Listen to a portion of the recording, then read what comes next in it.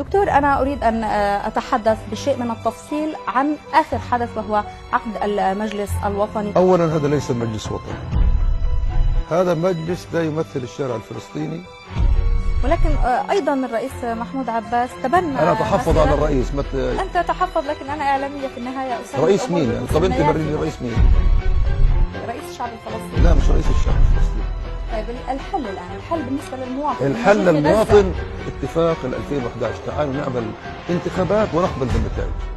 وأنا أتحدى إذا واحد فيهم عنده استعداد يجري.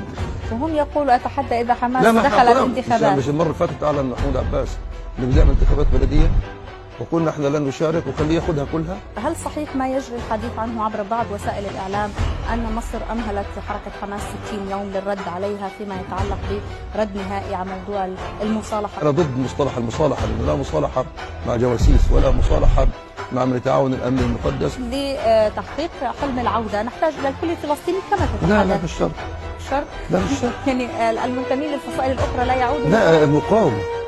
أنا بتكلم كل فصيل ينتمي إلى المقاومة سيحرر فلسطين. إذا سنعود قريبا إن شاء الله. وهذا يعني ما تقول للجماهير في مسيرة العودة؟ أقسم عليها أن معركة وعد الآخرة.